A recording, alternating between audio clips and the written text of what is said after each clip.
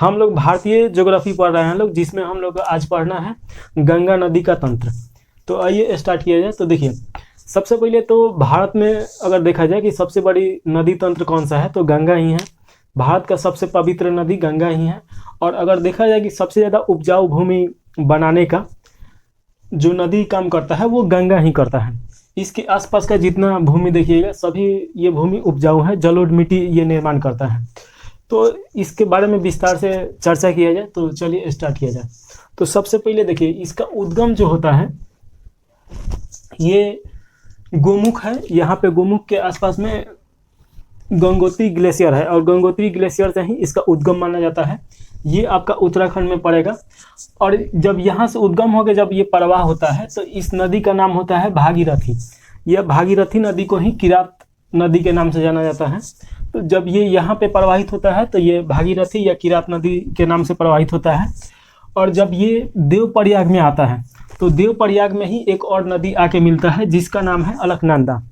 तो जब अलकनंदा और भागीरथी ये दोनों नदी जहाँ पे मिलता है लोग, जहाँ पे संगम होता है, तो उस जगह को बोला जाता है देवप्रयाग। और वहाँ से भागीरथी और अलकनंदा मिलके गंगा नदी का निर्माण करता है लोग, यानी कि यहाँ से इसका नाम बदल जाता है और इसका नाम हो जाता है गंगा। अब ये गंगा के नाम से प्रवाहित होते हुए ये यूपी पूरा पार करता है। उसके बाद देखा जाए कि बिहार को पार करता है, और बिहार को जैसे ये पार करके पश्चिम बंगाल में एंट्री लेता है, तो वहाँ एक जगह है फरीके बैराज। यहाँ पे दो भागों में ये डिवाइड हो जाता है। एक निकल जाता है आपका भागीरथी नाम से बांग्लादेश में, और ये एक बाएं साइड में कर जाता है, और ये हुबली के नाम से पश्चिम बंगाल में प्रवाहित होता है। और जब देखिएगा कि बिहार से पश्चिम बंगाल में प्रवेश करता है, तो इसका नाम फिर से हो जाता है भागीरथी। और जब बांग्लादेश में ये एंट्री ले लेगा, और वहाँ पे एक और नदी आके मिलेगा जिसका नाम है ब्रह्मपुत्र। और जब ये दोनों मिल जाएगा लोग, इधर से भागीरथी और इधर ब्रह्मपुत्र, तो इसका नाम हो जाता है पद्मा। और पद्मा नदी के नाम से ही ये जाके बंगाल के खाड़ी में अपना पानी विसर्जित कर देता है, और इसका मुहासा बंगाल की खाड़ी ही है। तो ये आप देख रहे हैं, ये आपका बंगाल की खाड़ी है।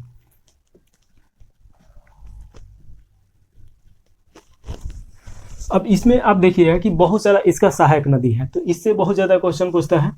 और यहाँ पे एक और चीज़ का ध्यान देने वाला बात है कि देखिए, जब देवप्रयाग में ये आके मिलता है जिसमें अलकनंदा और भागीरथी, तो इसका नाम गंगा हो जाता है। और ये जब गंगा के नाम से ही जब ये प्रवाहित होता है, तो उसके बाद हरिद्वार में जब आता है, तो ये हरिद्वार में मैदानी भागों में प्रवेश करता है। इसके पहले ये जितना भाग में प्रवाह होता है वो एक पथरीली भाग है, और ये पर्वत श्रृंखला से होकर गुजरता है। अगर आपसे क्वेश्चन पूछा जाए कि गंगा नदी कहाँ पे मैदानी भागों में प्रवेश करता है, तो वो है हरिद्वार। तो ये याद रखना है कि कहाँ से ये मैदानी भागों में प्रवेश करता है। अब इसका बात किया जाए कि अगर जितना इसका सहायक नदी है, तो इसका सबसे बड़ा सहायक नदी यमुना है। तो एक एक करके पहले नीचे का पढ़ लिया जाए, उसके बाद ऊपर का पढ़ा जाएगा। तो देखिए, सबसे बड़ी सहायक नदी यमुना। अब यमुना का उद्गम स्थल कहाँ पे है, तो ये यमुनोत्री से निकलता है, जो कि गढ़वाल में पड़ता है। ये भी उत्तराखंड का ही भाग है। अब जब यमुना नदी ये प्रवाहित होते हुए आता है, तो इसका सबसे बड़ा जो सहायक नदी है उसका नाम है चंबल नदी। और ये चंबल नदी जाके यहाँ पे मिलता है, तो ये इटावा जगह है।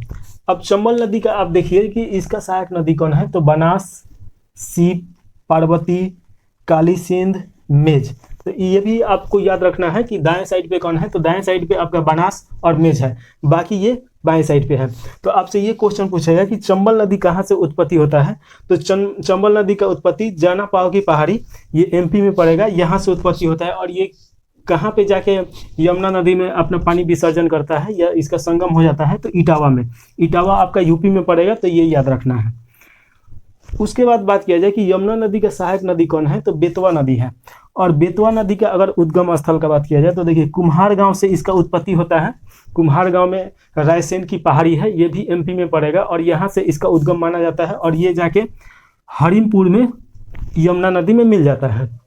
यमुना नदी का एक और सहायक नदी का बात किया जाए तो केन है।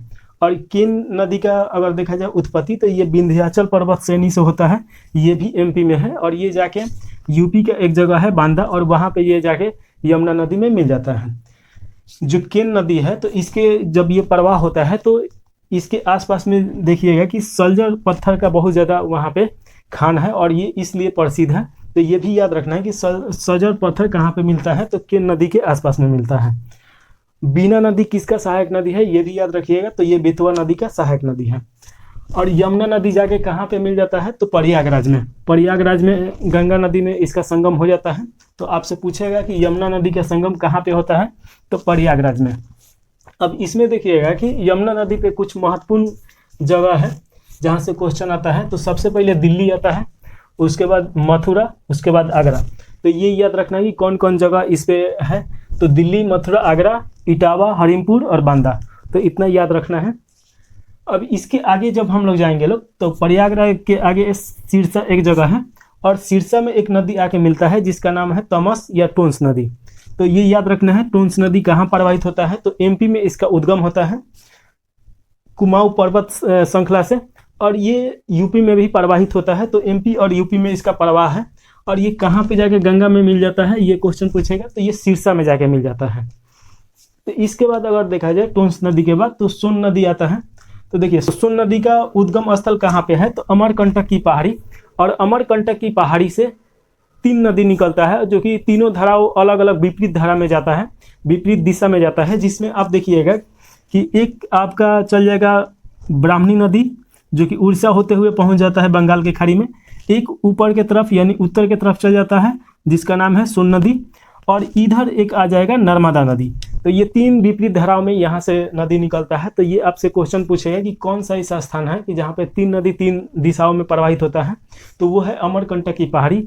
ये इसका कुछ हिस्सा आपका पड़ेगा छत्तीसगढ़ में भी, और ज़्यादातर हिस्सा एमपी में भी पड़ता है। तो एमपी और छत्तीसगढ़ दोनों हो जाएगा।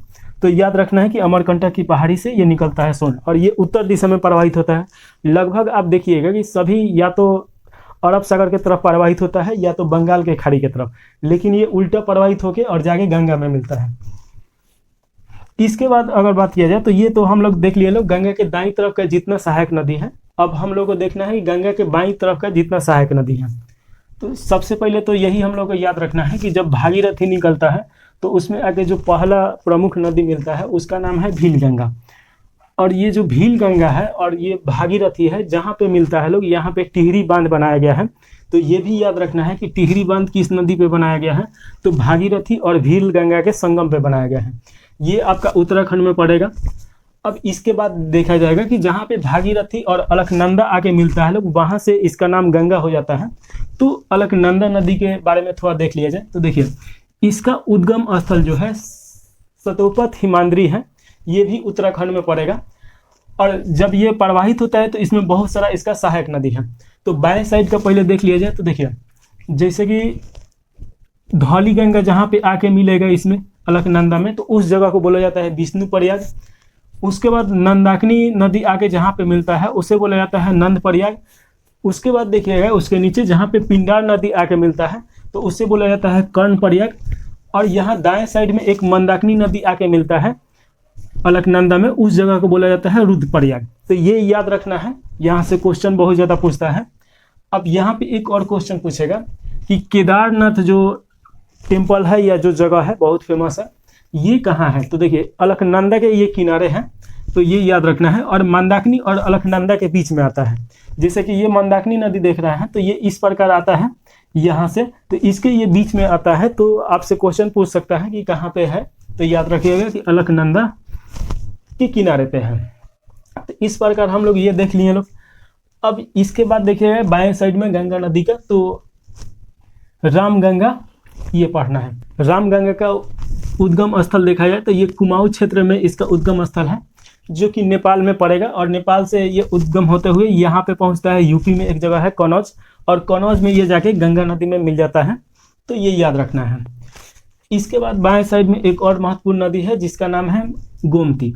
और गोमती नदी का उद्गम देखा जाए तो फुलहर झील है, ये पीलीभीत जिला में पड़ता है, ये यूपी का ही एक भाग है। तो याद रखना है कि फुलहर झील से इसका उद्गम होता है और पीलीभीत जिला से, ये यूपी का ही एक भाग है।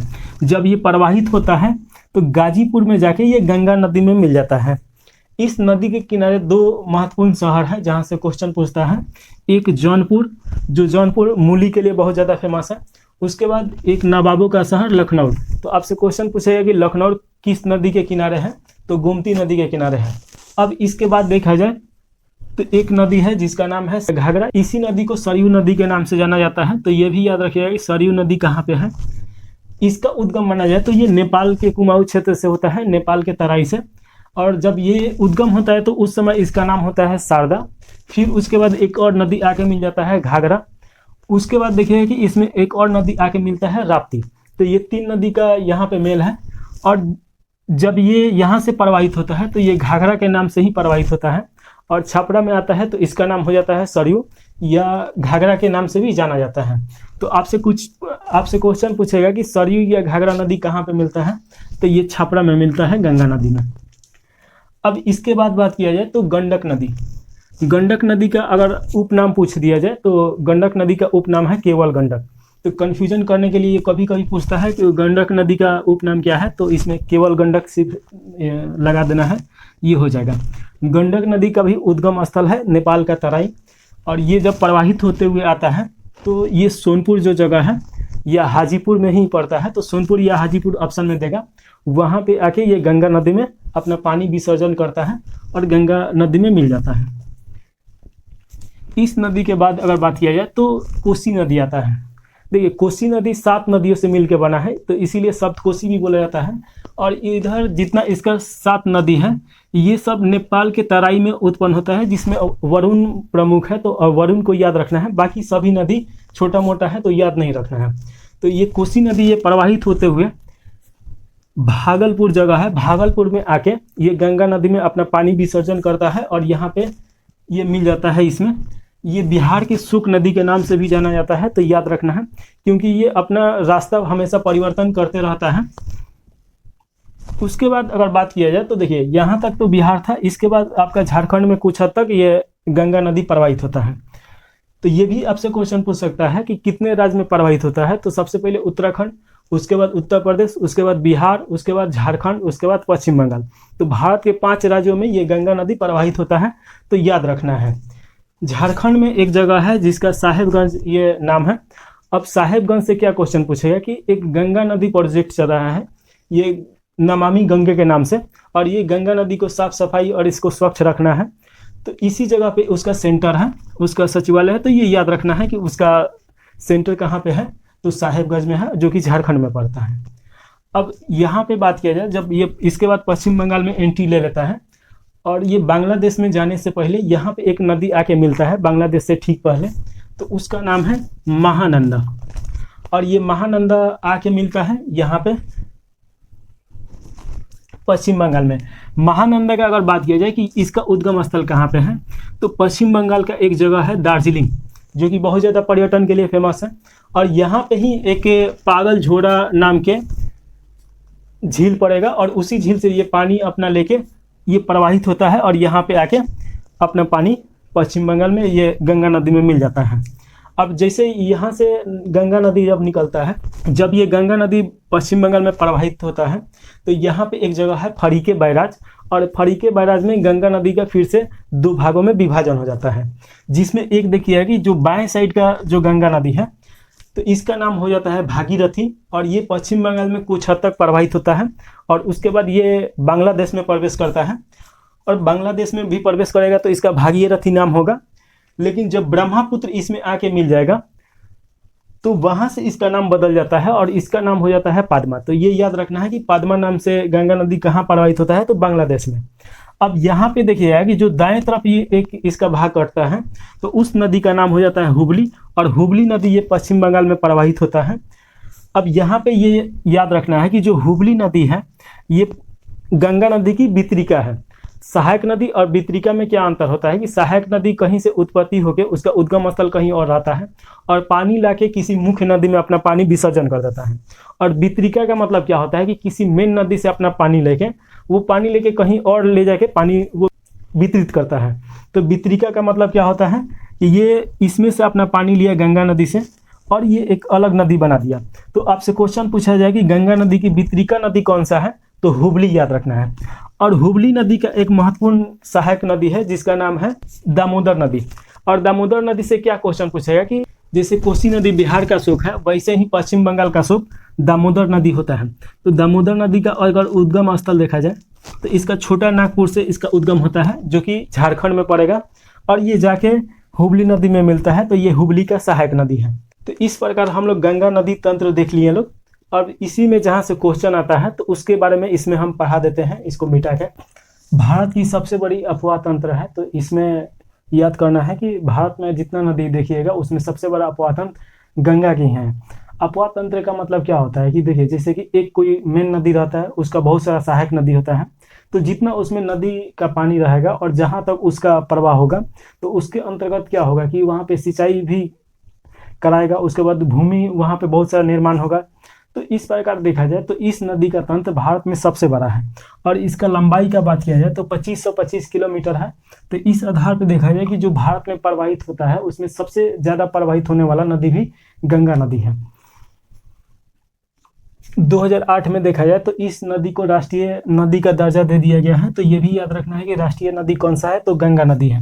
2017 में उत्तराखंड के उच्च न्यायालय ने इसे जीवित मानव का दर्जा दिया है, ताकि इसमें कोई इसको प्रदूषित ना करे, कोई कूड़ा करकट इसमें ना डाले, तो इसीलिए इसको दिया गया था। इसके किनारे जितना नगर बसा है उसमें अगर देखा जाए तो सबसे बड़ा जो नगर है वो कानपुर नगर है। गंगा नदी अपवाह क्षेत्र अगर बात किया जाए तो भारत के 5 राज्यों से प्रवाह होता है, जिसमें उत्तराखंड, यूपी, बिहार, झारखंड और पश्चिम बंगाल है। तो ये याद रखना है।